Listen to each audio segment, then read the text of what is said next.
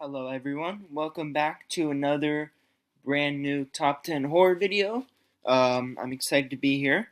And today we're looking, as you probably could tell by the title of the video, the top 10 saddest deaths in horror shows.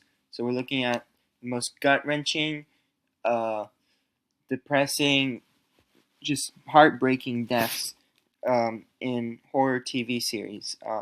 So obviously spoilers ahead if you haven't seen any of these.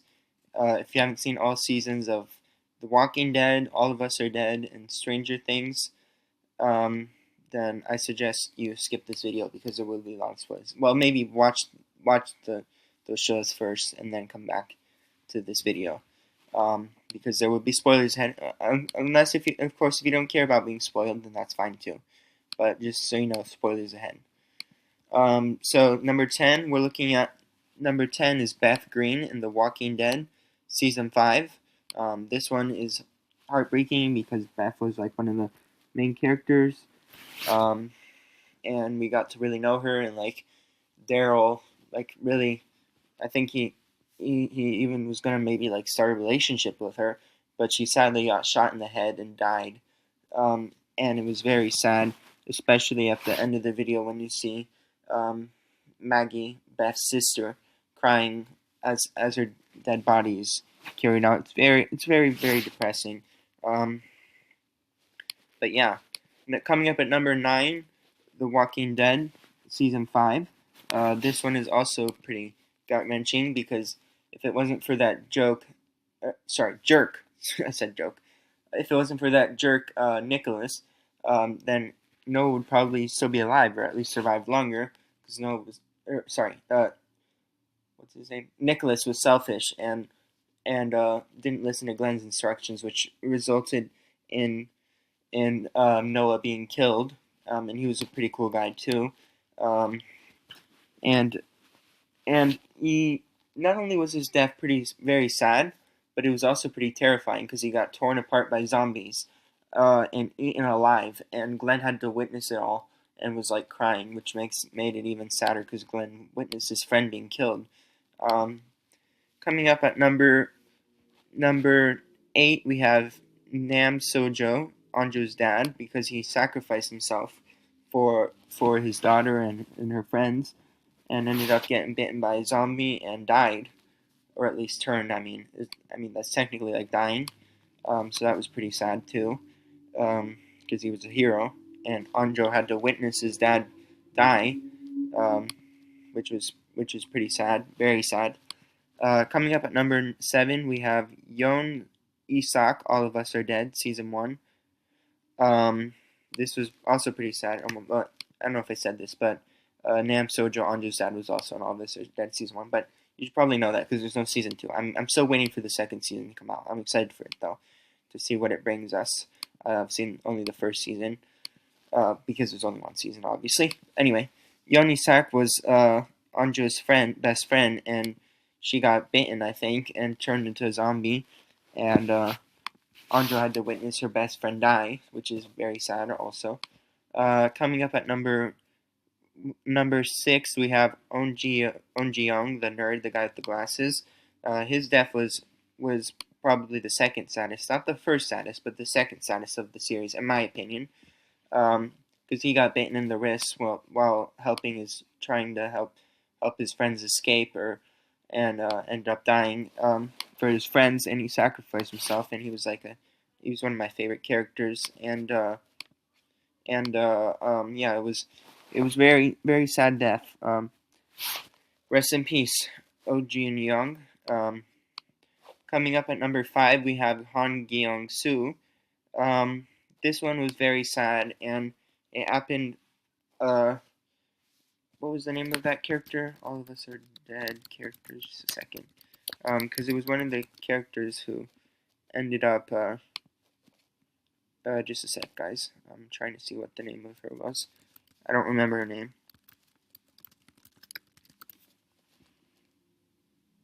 Lee Nan-yeon. Yeah. Anyway, Lee Nan-yeon. Chong-yeon's.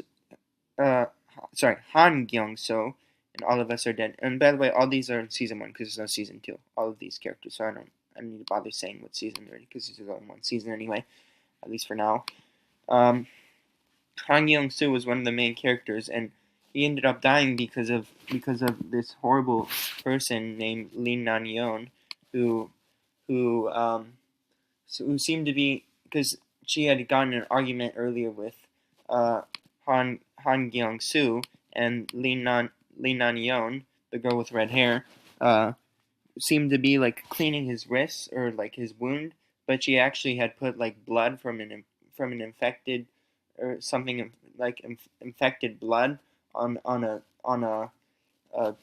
towel to seem to be helping him, but she ended up uh, like purposely um, putting infected blood on the towel that she used to clean uh, Han Gyeong-Su because she was mad at him and didn't like him. But she seemed to be apologizing and helping him. But she was actually a very horrible person. I'm glad she got her demise later in the series because I mean she did try to redeem herself, but you know what's done is done. She basically killed Han Gyeong-Su because she was horrible. I mean, even if you don't like someone, that doesn't mean you get to kill them. You know. So um, yeah, that was one of the saddest deaths because it could have been completely avoided if it wasn't for that jerk or evil human being. Actually, not even just a jerk. And, like this was just evil. Lan Yeon purposely infected him um, because she was just mad at him and had gotten an argument.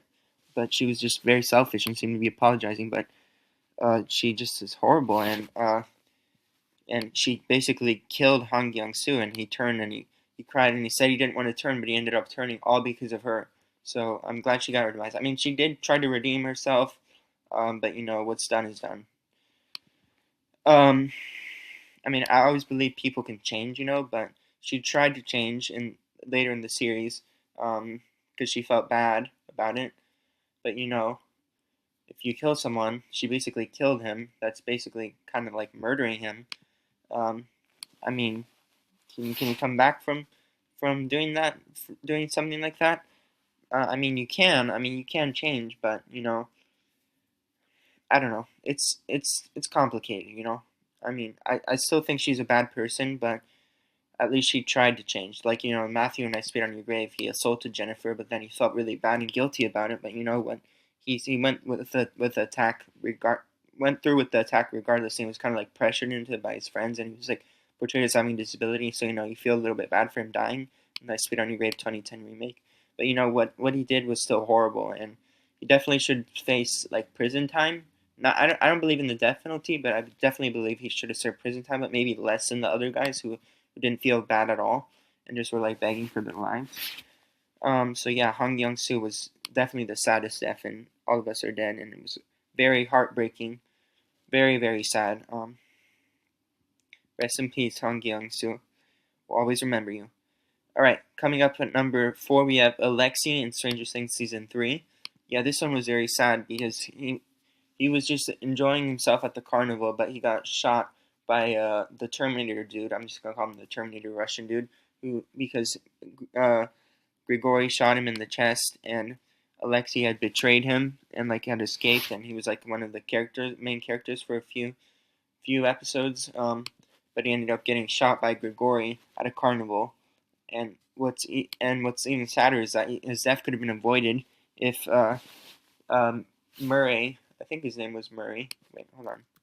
Murray Bauman, yeah. Murray Bauman, yeah, he was just like, I just left for a corn dog, a stupid corn dog, because he left Alexei unattended at a carnival for just 1 second, and Alexei ended up dying. I mean, I'm not saying it's Murray Bauman's fault, but, I mean, it could have been avoided. I mean, he did feel guilty. I mean, it wasn't his fault, but, you know, it still could have been avoided, in my opinion. But he didn't know that Grigori was at the carnival, you know, so, I mean, no one could have predicted that. So yeah, it was very sad because Alexei ended up getting shot after he had just won a prize at the carnival and ended up dying from his injuries. So rest in peace, Alexei. You know, these are very sad deaths, and you know, I don't know what happens after death, but hopefully there's some sort of afterlife. You know, most people would just believe you just don't feel anything. I mean, that's what my mom thinks, but you know, I try to believe in heaven and the afterlife. I kind of believe in God, but I'm not 100% sure no one is sure what happens after death, but hopefully there's some kind of afterlife or something good that happens, and just not just the end, like feeling like you were before you were born. I mean, hopefully there's something. Um, and I have encountered ghosts before, so I do believe in ghosts. Anyway, enough about death talk. I mean, this whole episode was about death, but enough about general death talk. Back to the um, saddest deaths. Coming up at number 3, we have Bob Newby. Bob Newby was a hero, and he sacrificed himself for Joyce and the other people so everyone could escape. And without him, probably everyone would be dead. And he ended up. I mean, he almost made it, but he knocked over a mop, and that attracted the Demodog. If he hadn't done that, he would probably still be alive because the Demodog noticed as the Demodog was walking away, but Bob accidentally, when he went out of the closet, he accidentally knocked over a mop, and that noise attracted the Demodog. So the Demodog ended up running after him. So that his death completely could have been avoided if he hadn't done that anyway. So then he almost made it to the exit, which is even more depressing. But then he had to stop and smile at Joyce, so that gave the Demodogs enough time to knock over the door and eat him alive and maul him to death. And there was just too many of them, and Hopper shot at them, but he couldn't save Bob, and he ended up dying in front of Joyce, who was just like completely devastated. And I mean, he was so close to the exit. I mean, if he had just not stopped and just kept running, he would still be alive. It was just absolutely devastating. Coming up at number 2, we have Eddie Munson in Stranger Things Season 4. Bob Newby was Stranger Things Season 2, and Alexia was Stranger Things Season 3, by the way, if I didn't already say that. Eddie Munson, yeah, he was a hero.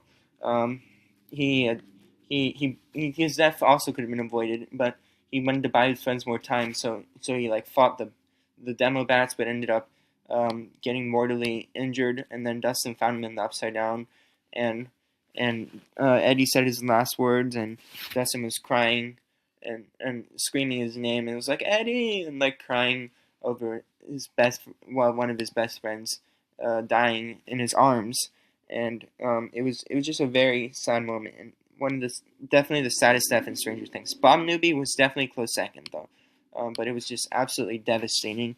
And then later, um, Dustin returns as Eddie's uncle, his locket, and Eddie's uncle cries later in the episode. So that was also very sad.